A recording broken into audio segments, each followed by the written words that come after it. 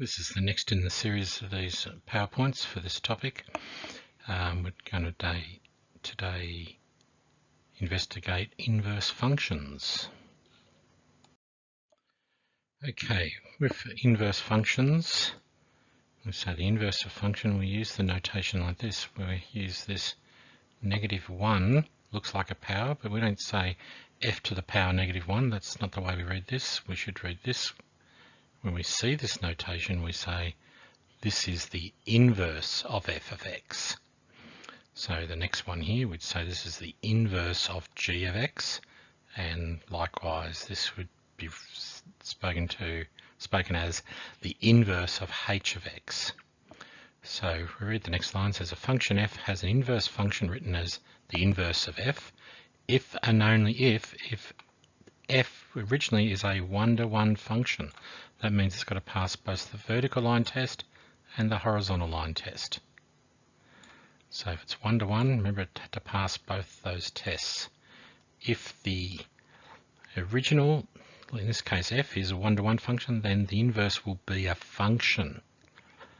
If the original is not one-to-one, then the inverse will not be a function. It might be a relation. So therefore, it says here, a vertical and horizontal line crosses the graph of f only once. At any particular spot you can draw those lines.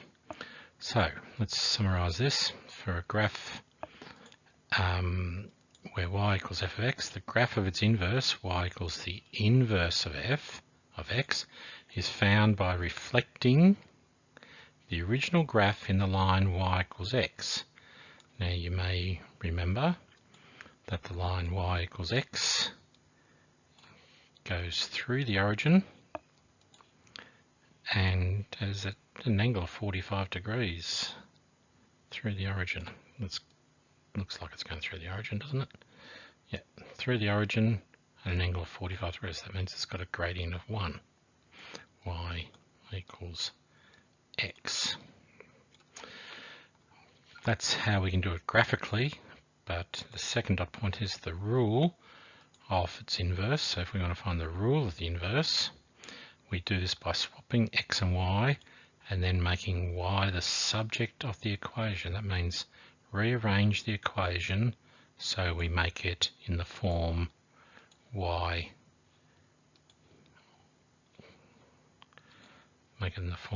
y equals. That means making y the subject of the equation. Okay, let's proceed to the next slide. Okay, here we've got an example. You can see the function f here has 6 points only. Oh, that's 5 points. Can't count. -6, -2, -4, 3, -1, 2, 0, 5, and 5, 6. And the first thing we're asked to state the domain of f. We've said it's a function, therefore the x value shouldn't repeat. Let's have a look. -6, -4, -1, 0, and 5. So the domain are the x values, or the first coordinates of the ordered pairs. So our domain here is going to be -6, -4, -1, 0, and 5. Now, the next slide has these all nicely typed out and ready for us. The range, I'm going to do a different colour here so if it overlaps we don't get confused. The range is the second value of the ordered pairs, or the y coordinate. So if we look here, they're the ones I've just underlined. So our range here is -2, 3, 2, 5, and 6. You could rearrange those so they go up in increasing order. It's unnecessary, so we've got to swap the position of 2 and 3 here, but it doesn't matter if we do that or not. Okay, so the domain is the x values, the range is the y values. There's only these points on this graph. We're asked to plot these points on the Cartesian plane. So I'm going to use, let's use green is this. So the first coordinate is -6, -2, so that's down here. Okay, try and make that look like a dot. -4, +3 is this spot here. The next coordinate is -1, +2, which is this coordinate here. The next coordinate is 0, 5, which is the y-intercept of this function, remembering that this function only consists of 5 points. And the last coordinate is when x is 5, y is 6, so it's here. Okay, that's part C done. It says let's plot those points. We don't join these at all because the function is only defined by those 5 points and nothing else. Alright, part D says now draw the line y equals x. I'll use maybe red for this. Now, you really need to use a ruler for this. I don't have the ability with what I'm doing here to use a ruler, so I'm going to be trying to be very, very slow doing this, but it's going to go through the point -8, -8, -7, -6, -6. The y value is equal to the x value, so I can get up through the corners of these of the grid. My mouse just slipped on me. Alright, so not too bad, but you need to do it with a ruler, so y equals x is that line. And that's part D done. Now using that as a mirror line, reflect the pairs of coordinates of f in it. Okay, so I'm going to maybe use, maybe purple might be a nice colour to try here. Now, this coordinate here is reflected in the line y equals x, means the y value is equal to the x value and the x value is equal to the y value. So here the x value is -6, that'll become the new y value, -6 down here. Here the y value is -2, this coordinate here, so that now becomes the x value. So this point here, the x value becomes the y value. Now, a bit hard to see from my sketch of the red line, but if I drew a straight line between those 2 points, you find that they are perpendicular to this line here, and this length here is equal to this length here. So when we reflect something in a mirror, the image is just as far from the mirror as the original thing. So you can see here they're the same distance from the line y equals x. And what happens is this coordinate here, which originally was -6, -2, when it's reflected in the line y equals x, now the coordinate becomes -2, -6. Alright, let's do this for the other points. This one up here is the coordinate -4, +3. So when I swap the x and y value here, the x value is going to become 3 and the y value is going to become -4, so we're down here.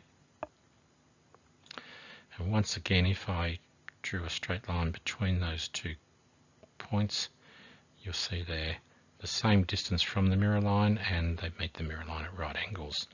The next coordinate was this one here at -1, 2, so that's going to become the point 2, -1. Swap the x and y values is the secret here. And you can see that they're reflected in the line y equals x. The next coordinate was 0, 5, this one up here, so they'll become 5, 0. Once again, you can see that length there is equal to that length there, and they'll meet the mirror line at a right angle. And the last point here, we had the coordinate 5, 6, now become the coordinate 6, 5. Right, a lot closer to the mirror, but you can see that they're equal distance from the mirror and meet the mirror at right angles. Okay, here we're asked to find the domain of the inverse of f. So the domain is now what the x value of all these purple points. So the domain of f of x is going to become -2. Next one was +3. Next one is 2. The next coordinate, the x value is 5. And the last x value is 6. I'm doing the same orders as we've reflected them. The range are the y coordinates of these purple dots, so we're going through this. The first one here, I'll just do it up a touch. The y is -6. The next one, the y value is -4. Next one, so the y value is -1. Next one, the y value is 0. And the next one, the y value is 5. That's a 0. Oh, I've got a better idea with that. Let's get rid of all that and I'll draw it again. A bit better. Okay, and what do we notice? This is the thing about inverses, is this. If you look at the domain of the inverse, it is equal to the range of the original. And if you look at the range of the inverse, it's equal to the domain of the original. So that's the same as that. And that's the same as that. So down below on your notes you'll see, so what do you notice? That's what you're saying, the domain of the inverse is equal to the range of the original. So we write that like this. We say the domain of the inverse of f, so we just write it like that, is equal to the range of the original f. And we can say the range of the inverse of f, so that's how we say it, the inverse of f is equal to the domain of f. So that's something you need to remember. And it makes a lot of sense. If the domain is the x values and the range is the y values, if we're swapping in the line y equals x, the x and y's swap with each other, so the domain and range swap with each other. We'll stop this slide here and we'll proceed to the next.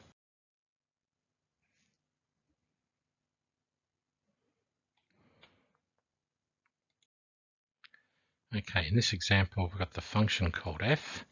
It has a domain from -1 to +3, and we're told the rule is f of x equals 3x, take 2. We should recognise this as a straight line. The first thing we're asked to do is sketch the graph and then state the domain and range. So if we get asked to sketch the graph and we have a restricted domain, that only a limited domain, we should find out the endpoints first. So the first thing I'm going to do is put -1 into this rule. When I put -1 into this rule, it's going to become 3 times -1, take 2. 3 times -1 is -3, take 2 is -5. So I'm going to plot that point straight away. When x is -1, y is -5, so that's down here. And that's the end of the graph, so I'm going to label that.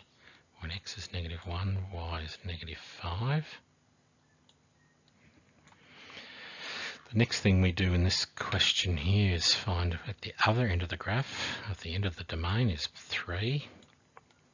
So this becomes 3 times 3,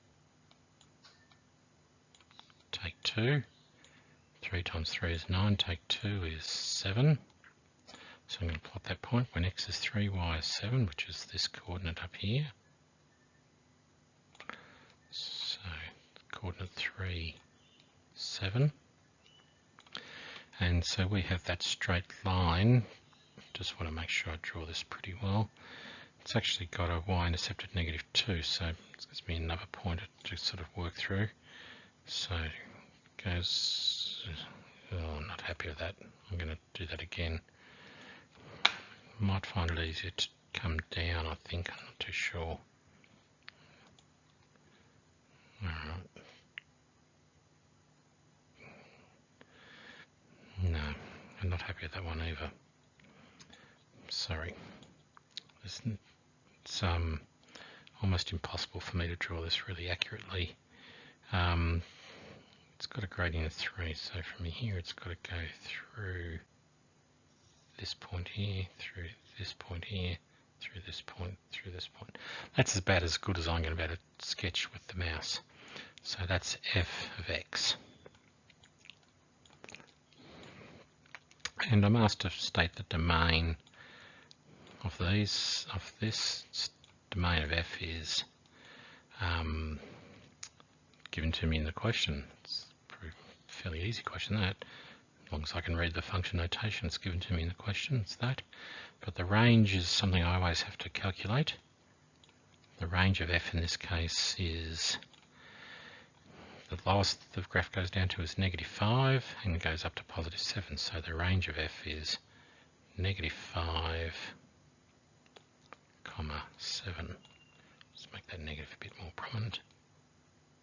Okay. Then we're asked to sketch the graph of y equals x. So you'll have to bear with me here. I'm going to try and draw this as well as I can.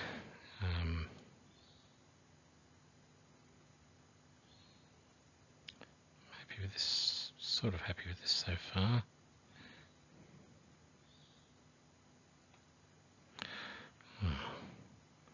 Last little bits wasn't very good. So now that'll do for the purpose. Remember, the next slide has this all drawn very nicely. There's the line of y equals x. And then the next thing, part C, says using y equals x as the mirror, reflect the graph of f in it.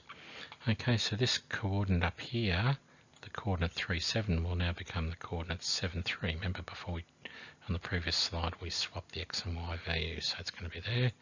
The other end point here, the x and y value is going to swap, so that's going to go over to here where x is -5 and y is -1. I have this y-intercept. I know the y-intercept is 2, so that will now become my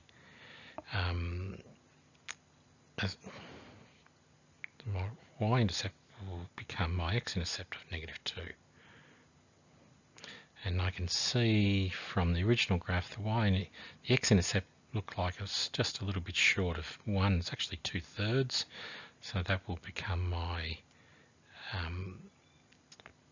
y-intercept. Hearing about x and y swaps, so now I'd be drawing this line like this, with a ruler of course, but with the mouse I don't have that chance to do that. So this is the graph of the inverse of f.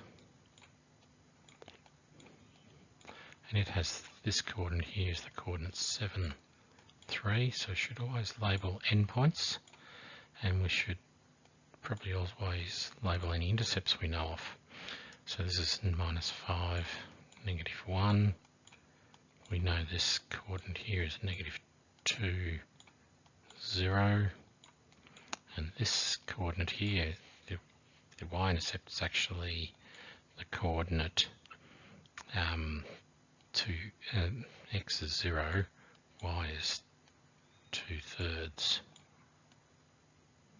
You can do that by putting back in the original. You can solve the equation here where this is equal to 0, and you get 3x equals 2.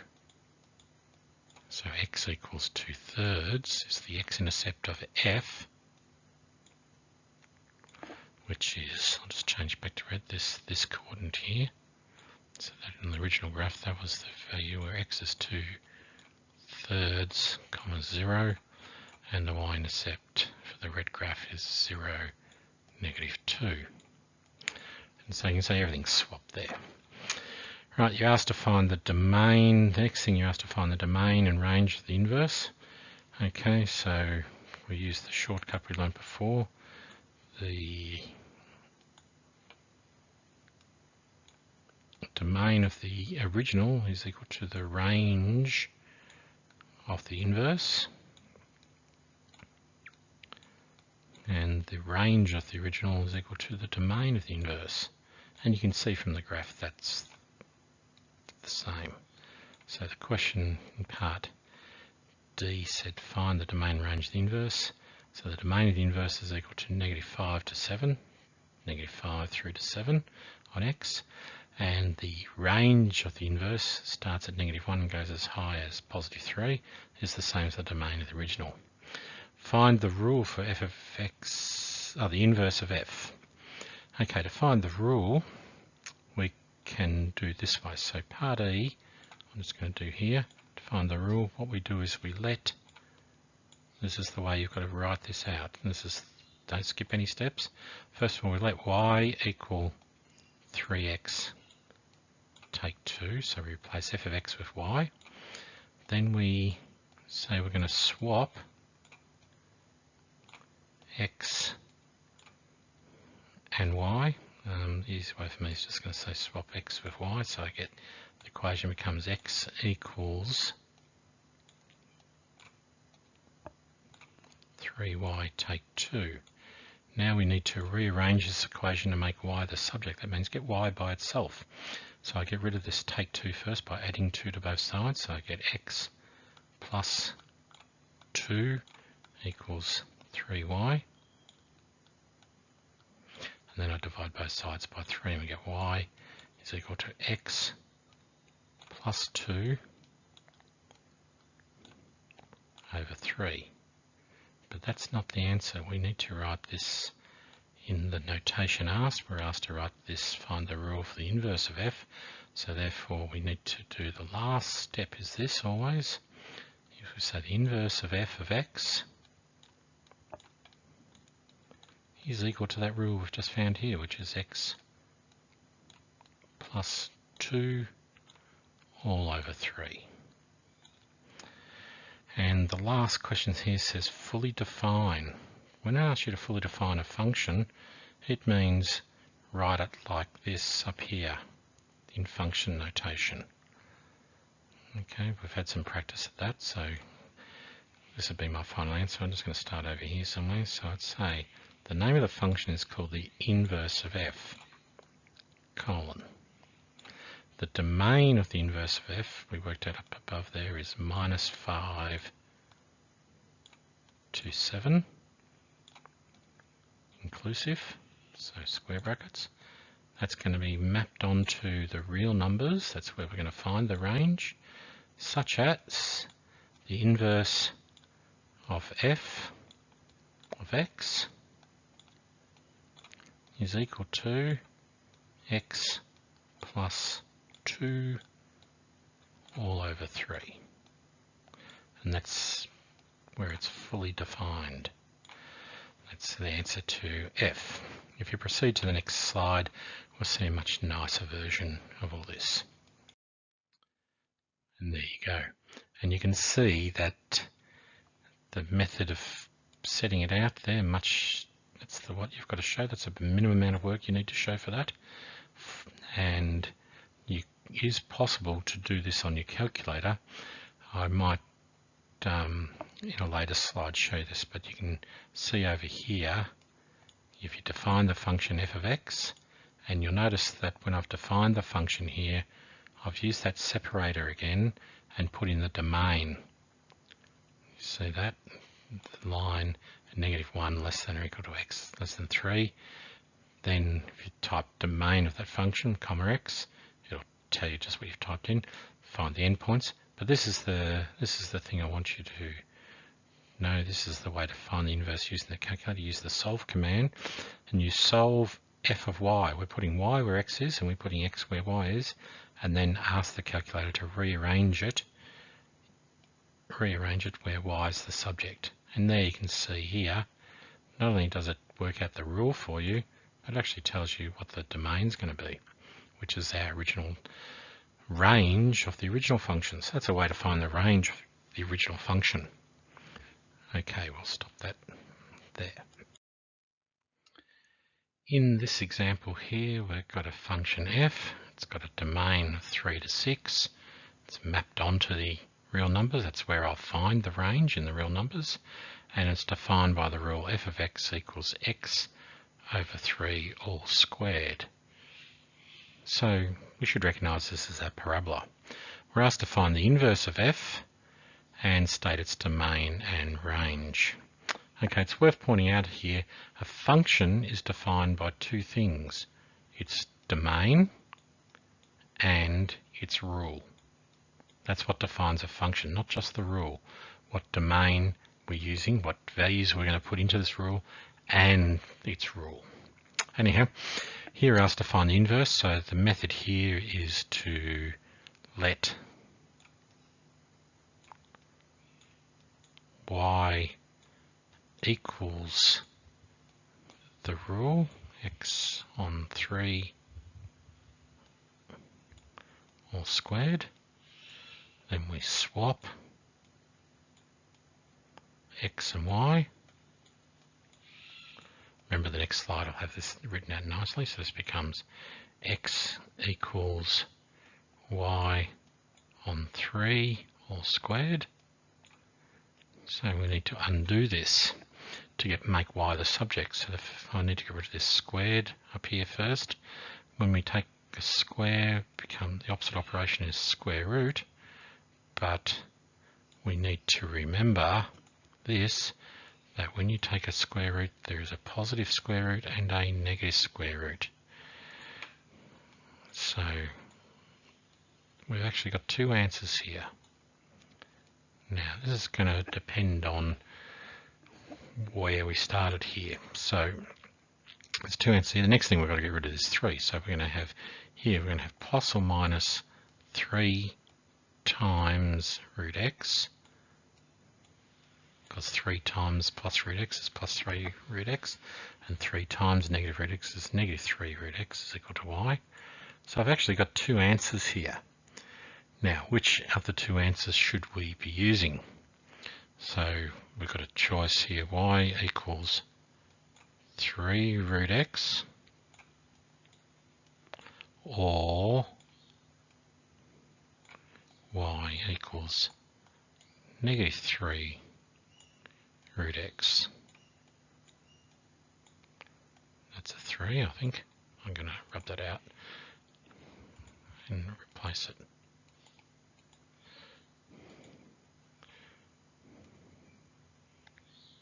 That looks a bit better. Okay, how do we determine which is the correct answer? Because only one of these is correct, the other one's not. So we need to look at the graph that we've got here. Okay, the graph that we're looking at here is this. It's a parabola. It hasn't been translated left or right, hasn't been translated up or down, so this parabola is coming down like this, going like this, but that's not the graph we've been asked to draw. We're only been asked to draw the graph from when x equals 3 to when x equals 6. So the graph we want is only this proportion, this section of the parabola. Alright, so that's what I've drawn in yellow there, that's f of x, is the yellow graph. Alright, if we use the line y equals x, we find that the line y equals x is going through like this. So if I reflected this line in the line y equals x,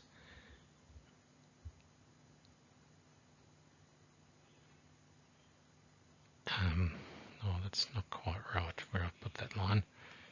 It should have been more like this, sorry. Okay, if I reflect that in the line y equals x, I'm going to get it looking like this. Now, from our work we've done previously with square root graphs, we know that this graph here looks like this, and this graph here with the negative out the front makes it look like this. So obviously this is the graph that we've been wanting here.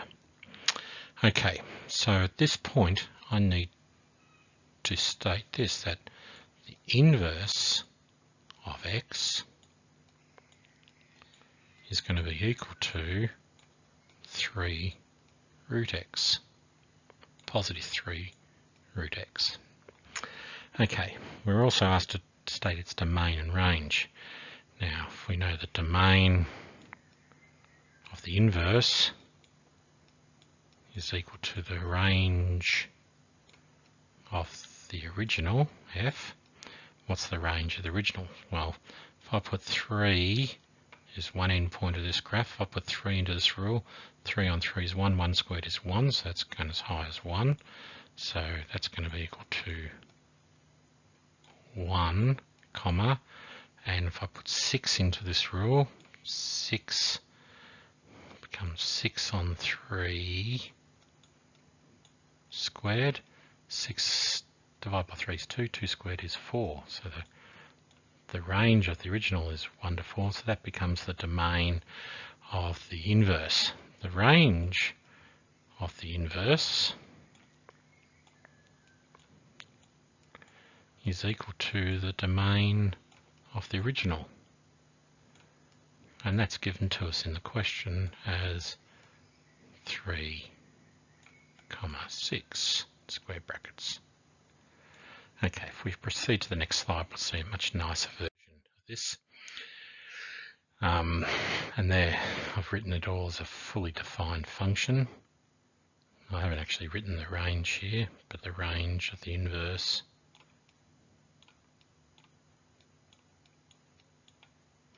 is equal to 3 to 6. There, I've implied the domain is 1 to 4. There's the working out here.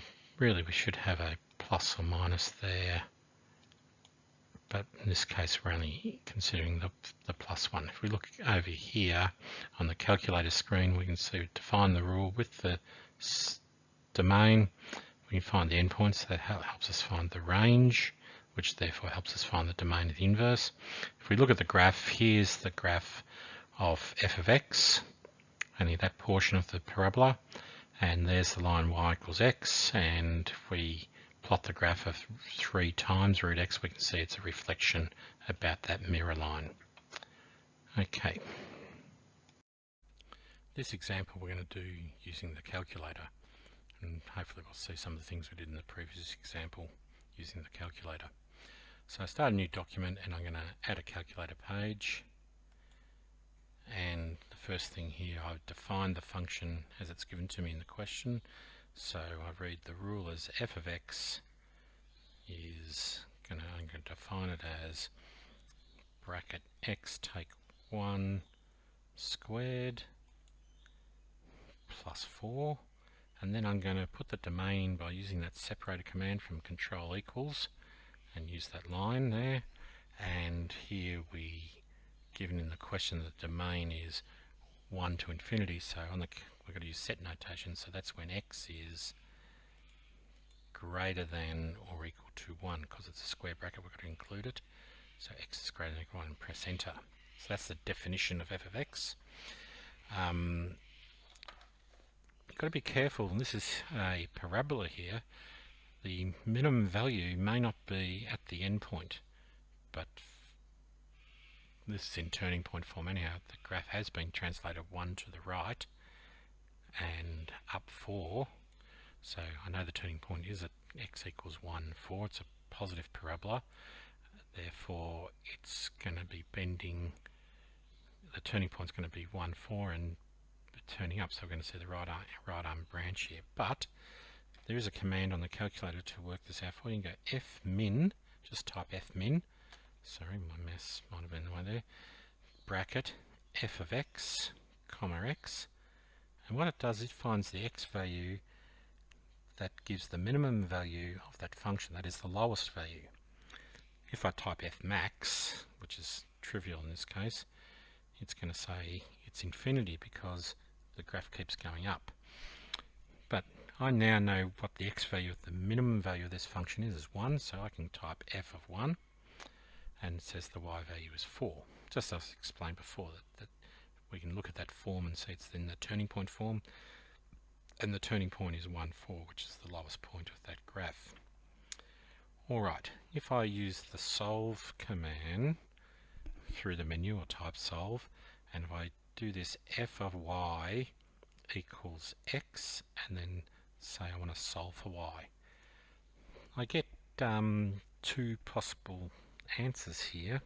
It tells me one where y is equal to negative of x take 4 take 1, and where x take 4 take 1. The positive, that's, if I scroll over here, that's the alternative answer there, where y equals that. The bit where it says and is saying that's the restriction, that something about the square root of x take 4 has got to be greater than or equal to 0, which we already know because we can't put a negative number under the square root. Now, we know it's either going to be the positive square root of x take 4 plus 1, or it's going to be, if I scroll back here, I think it's easy to do that, or the negative of the square root, and that would be plus 1. Alright, the easy way if we're using the calculator to determine this by looking at the graph. So I'm now going to go to doc and insert a graphs page. I'm going to first type f of x. Remember, we restricted the domain in its definition, so it won't draw the whole parabola, it only draws the section we want here. So I'm going to change my window here. Remember, there's two ways to change the window. One is by double clicking on the numbers here, so I don't need to go out to -10, I'm just going to go out to, say, -2. If I press the tab button, not enter, it'll jump up to this number here. I want to go up a bit higher, so I'm going to make this, say, 10. I'm going to tab, goes over here. I don't need to go out to +10, so I might just go out to, say, 8. And I don't need to go down too far because the parabola is in that first quadrant, so I'm just going to make it -2. So I get a better picture of the graph there. There's no x-intercepts, but there is a minimum value here, so I'm actually going to go Menu, Analyze Graph, and ask for a minimum. I'm going to go from here to here, and it tells me the minimum value is 1, 4, which we worked out before. So from this I can see the domain is 1 to infinity, including 1, and the range is 4 to infinity. I'm now going to press tab, and I'm going to backspace on that there so I can change this to the relation form. So I want y equals x. This is the next graph I want to draw. I have tried changing this colour before, I don't know how to, so if I'm on this graph here,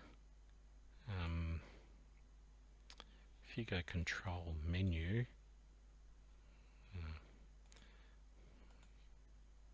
with the mouse it's very easy. I can go right click, I can change the attributes. You may not be able to do this. I just want to change it to a dotted line, that's all. So that's the line y equals x. The label's down there, I'll just put it way up there. Now, we had two options for our inverse. If you remember, we had y equals the negative square root or y equals the positive square root. General rule of thumb for parabola, that if it's the right hand branch of the parabola, of an upright parabola, then if I reflect this, it's going to look like this shape here, which means it's going to be the positive square root. So if we go back to here, I should be looking for this rule here, y equals the square root of x take 4 plus 1. So that's the one I'm going to type in.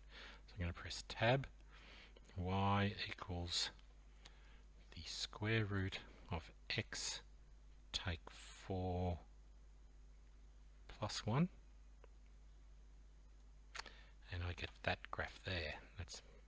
And we can see that that is an inverse in that line. It's been reflected in that line. Alright, I can label that endpoint if I want to. Once again, that's the minimum of that graph, so I can go to Analyze Graph and ask for the minimum of this graph, go from here to here. Ooh,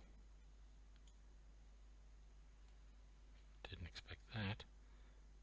I just wonder if I can change that to 4. No. I must have moved something as I did that. I'm just going to delete that.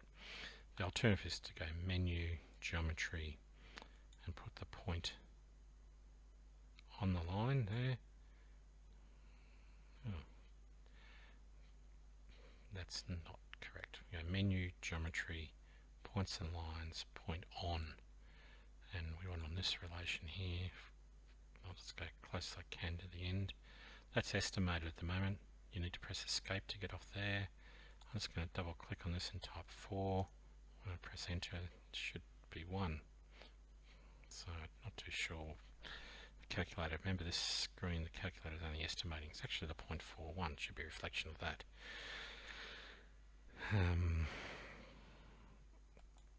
I can cheat by just making that 1, can I? Yes. Alright, that's how we decide what's the right function there. So that's doing this problem using the calculator.